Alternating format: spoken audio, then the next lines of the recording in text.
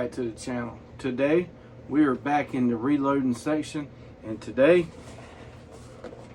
we're talking reloaders. So let's get to it. So today we're going to be talking about three different reloaders. We're talking about the Lee Load-All and the Mec, two different Mecs. There is nothing wrong with this Lee Load-All. Nothing wrong with it. It is, I think, 60 bucks off of Amazon, maybe the same price from their website. You can find them on Marketplace for sale. But before you get the Lee Load-All to start, if you're just starting or just wanting another loader or whatever, I am not an expert by any means, but I just want to point out a couple of differences between that and a Mec loader. So again, 60 bucks new. I got these two loaders off of Marketplace, and before I show the price or say the price, not look yet. I want you to finish this video, then look on Marketplace. You will be surprised how many loaders you will find on Marketplace for almost the exact same price, well under $100. Don't believe me? Search it. All right, so to start with, this, like I said, this is a decent loader. This thing has a couple of downsides. One, when you go to put the pressure down on the wad, you can't over compress the wad and it makes a terrible crimp at the end. I already made a video showing that. Two, when you go to start with the pre-clamp or pre-roll, whatever y'all want to call it, you have to put, let me get a shoe. The stars, points, some people call it different things. This is an 8-point. You have to face the point every single time in the right spot, because this starter doesn't move. The Mec, it does. I'll show you that.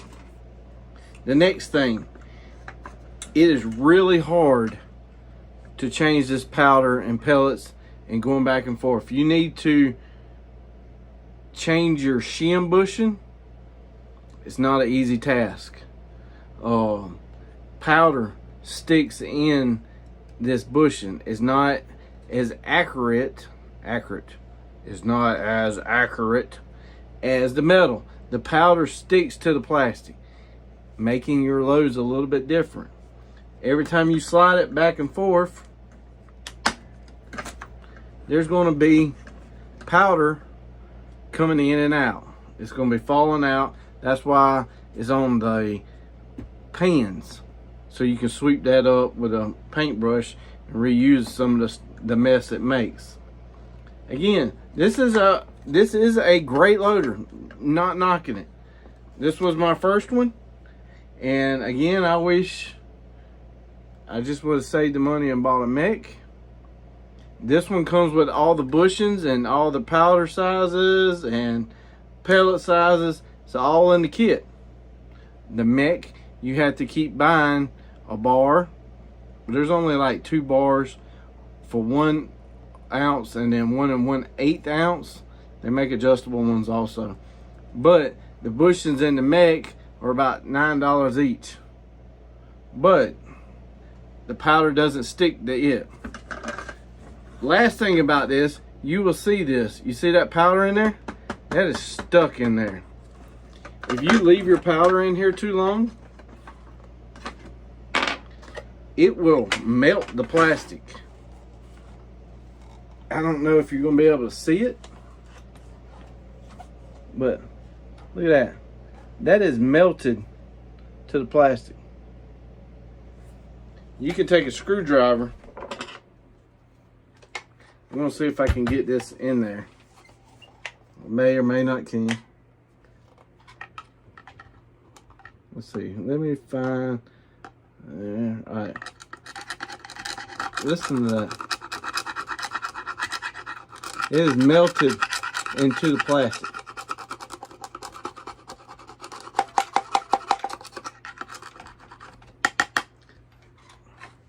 I don't know why. I don't know if it's just the plastic, but if you plan to leave powder in there and you're say, hey, I'm not going to reload again for another week or two, you might want to dump that, or you're going to have powder stuck to it. And it's not that bad to have powder stuck to the outside. That's not the problem. But down here, where that funnel is, it builds up and you're not getting an accurate weight. It is highly recommended that you dump the powder out. Alright, so let's move over to the Mec. Alright, so I have two Mecs here. This is a 600 Junior 82, and this is a Sizemaster. I actually forgot what the name of it was. They both doing 12 gauge, 2 3/4. They both have the bolt here that you can move them up. We'll talk about these in a minute. I was given this one. It was missing a couple parts. I bought this one off Marketplace with the primer, auto primers. With this, the bar, the only thing I had to do was buy 2 new bottles and this piece, which is for the putting new primers in. Came with 4 boxes of brand new primers, $75. Now granted, these bottles are $19 each, but look at that. That's been in there for weeks. Now eventually they will get black, but you still can see through it and it doesn't stick to the plastic. So let's go over each one. So this is a Mec Junior 600. It's going to tell you right here, not that you might can read that, but right there is going to be 1982. I don't know if that was when that was released. I had no idea, but I know in 1982, they still have the Mec Junior, but the 1982 comes with metal pieces. The Sizemaster is metal on the pre-press. So let's talk about it. Alright. I like this metal. This is plastic. This is where the shell goes down. There is a difference. Obviously, this is an older one. This one's newer. I believe this part is where the bar slides back and forth on a new Junior looks like this. This is a big deal. It's not that great big of a deal, but it helps. So right here is your bushing. Well, the bushing is here, but it's behind there. The only way to read it is when you slide your powder over. And I'm not going to do it because I don't want it dumping out. This new design, if you look here, look how thick that is versus bottle cap metal. It's not that big of a deal, but I had this one set up for 1 1/8. That's what this number right here represents. 118. That's 1 1/8. This one on this side should be 100. So that's 1 ounce. That's how you tell the difference on the bars. I even have an extra bar. So some bars will have a piece of rubber right here. This one does. That's for sliding the lead back and forth. These devices have a rubber and a brass bushing right here. That helps protect and prevent the powder from falling over. Does it prevent it completely? No. It's way less than the Lelodol. Alright, so what else is different? This one, like I said, this one, it spins on the inside, where this one spins on the outside. Again, this is plastic. That one's metal. Also, the Sizemaster has a different way of pushing out a primer.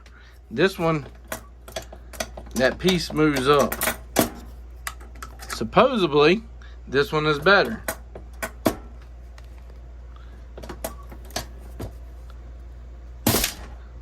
Pushes it out and resizes it. Let me grab it. This one slides down all the way down and resizes. They both accomplish the same goal. I think this one is what I heard on the internet is just a little bit better. Can't confirm it, don't know. So this is the automatic primer.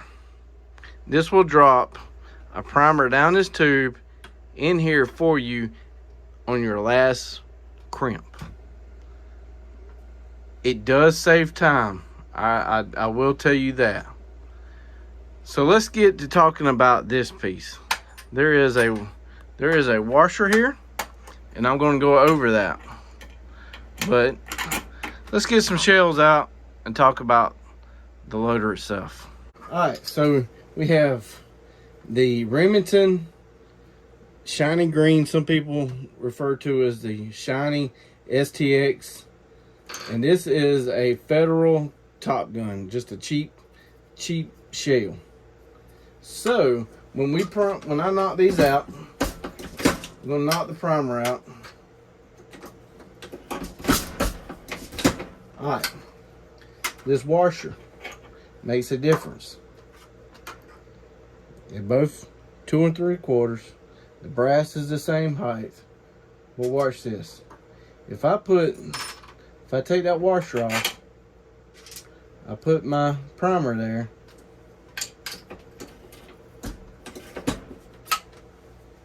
Look at that, completely flat. Take the Top Gun, push it down. Look at that. See that gap? It's not completely pressed in. This is where that washer comes in. Now watch. Completely flat. That took me something to learn there. That tip right there is free. This right here is also free. This goes up under here. You're going to say, why? Why would you need that? Well, in case you slide that over, and there is no shell or hole or whatever here or can or anything, well, that's going to catch that. And you're going to say, well, you shouldn't be doing it empty. And that's true. I have pulled this out, and sometimes something got stuck in here and powder go everywhere. Sometimes I just hit it by accident and powder goes everywhere. These little cans, they're 3D printed. So let's get to making a shell. So this is a Federal Top Gun. I'm going to be using the Federal 12SO. So I'm going to come down, drop my primer, put my wad in, dump the load. With the lead load law, remember I told you that you had to put the star up there. It doesn't matter with these. These rotate. This one's on the inside, this one's on the outside. 99% of the time, it will make a perfect shell every single time. Occasionally, it will try to pre-clamp in the wrong spot. I'll just take it back out, smush my fingers to straighten it back out, and reclamp it. All right, this one I can go up and down, making my crimp look good. That's a decent looking shell. If it didn't look smooth, you know, I can come and do this. You cannot do that in the Sizemaster with the primer, because every time you come down on that last step, you're going to be putting a primer in, and I'll show you in a minute. So there's a shell. All right, this took a little bit to get used to, get it set up, because when I got it, it was just bent a little bit. I mean, this is used. Both of them's completely used, but it was bent a little bit. My primers were not sliding this way. They were all sliding this way. I had to bend it. I had to tweak it a little bit to get it right. And if you notice, there's a chain here. This moves this piece up and down, and I'll get a better view of that in a minute. But you have two ways of getting primers in here. Typically, I take my tray, and you're going to turn it upside down and put them in like that. You got two ways to do it. Either flip this back or pull down on this and then lift up on that. That way, because when it's up here, you're not going to get them in there. So here, I take them, slide them all the way out, flip that back. This little clamp right here got bent and wasn't keeping the lid shut. So every time I come up and doing that primer, the primers would bounce around, some would get upside down. So what I had to do was, I had to push that in. That keeps that cover nice and tight. So let's do one on this machine. I got a brand new primer in it because we did it on there. I'm gonna swap these out just for saving a little bit of time. I took the washer off. You know what? We were going to do a different one. Hand me a green one, little man. Thank you. You're welcome. So I'm just going to show you this step again. We're going to punch that out. There's one in there because I manually put it there. New one in. Primer. Powder.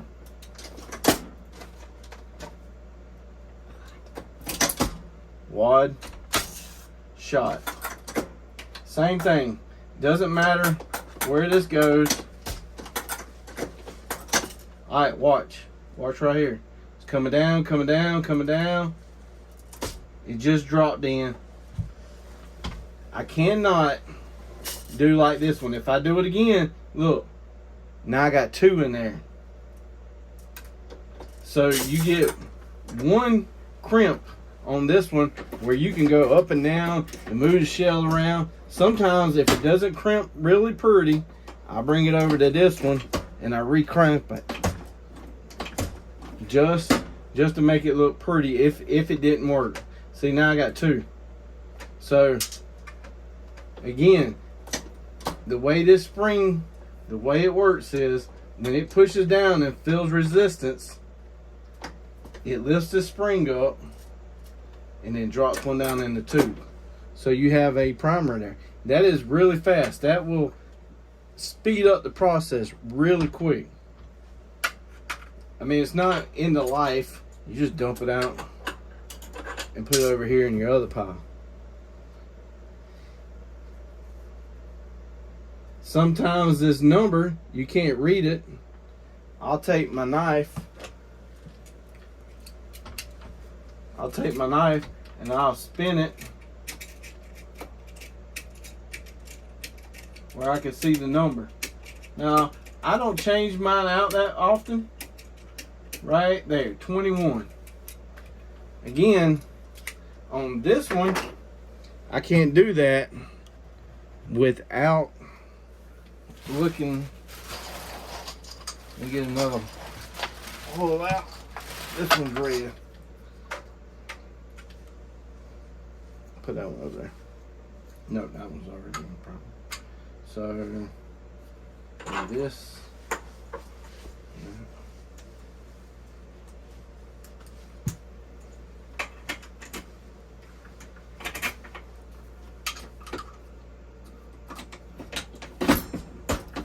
So with this one, I need to put a primer in it.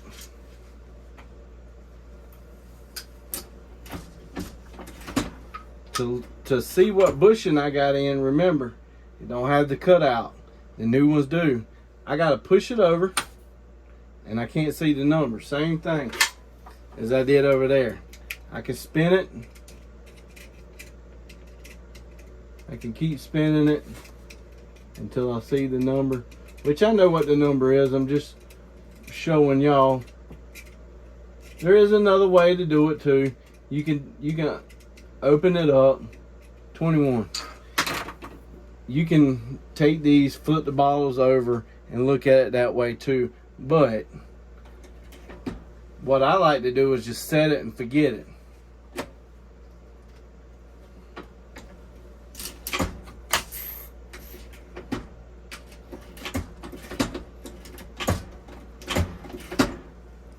Pretty looking shell. Alright, these are little rubber tips in there. It's a pretty good idea to push them babies all the way down, because when you go to flip this over, you don't want to mess. Trust me on that. Knock on wood, I haven't made that mess yet. But here is the pivot arm right here. This is where your primer is coming down. Shoot, I'm going to manually activate it here. Ta-da! What happened was, when this was loose and this rebounded, these primers would flip upside down. If that's the case, you need to play with your adjustment on this. It's out of whack.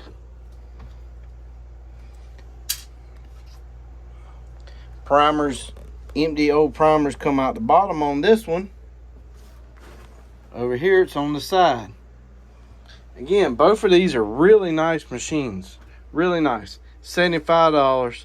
I got primers with them. I got a little bit of wad. All I had to do was buy the 2 bottles. So that was $19 a piece, so 40 bucks in just bottles. But this is an excellent machine. Excellent. I also really like this one still. No complaint out of either one.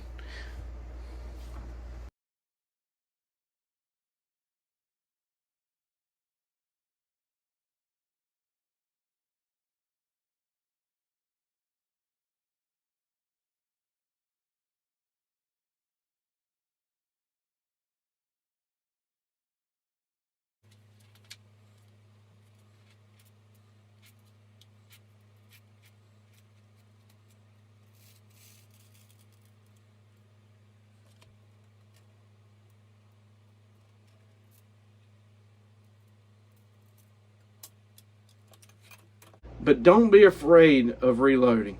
There are so many people on Facebook. There's so many groups on reloading. They will tell you and help you. Once you get them set, don't be changing them.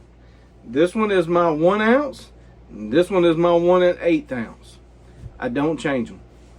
For $75, $100, maybe $150, for that amount of money, buy 2. Set it and forget it, because it does take a little bit of adjustment, a little bit of tweaking to make each shell runs. I particularly like to run the AAs, the Remington's STS, and the Nitro. These 3 shells I load exactly the same. When I'm shooting skeet, I use the 1 ounce load, and I run it on that machine right there. 1 ounce of 7.5. Have amazing results out of it. This one here, the 1 1/8, I have set up for the top guns, the Federals. So y'all hit that subscribe button. Tell me what y'all think. Have you found any good deals on Marketplace for reloaders? Are you using the Lee Loadout? What are y'all loading out there? Soon. So you hit that subscribe button. Soon, look at that right there. Look at that double bag. What's in that double bag? Ooh, what is that? That is TSS. That is 2 pounds. 2 pounds of TSS. I think they're either number 7s. Either 7s or 8s, I can't remember. 2 pounds. Like $70 for 2 pounds. So I am going to be running that TSS and a steel duplex in this 2 3/4 inch shell. It's going to be 2 3/4. It's going to be a duplex of steel and TSS. It's going to be my waterfowl load. So the next video that you'll see probably back in the reloading section here, we will be making this TSS. I'm waiting for wads to come in and steel. So it is June. I still got a few months before waterfowl season comes, but we're gonna make that. So hit that subscribe button and follow along, and I'll see y'all next time.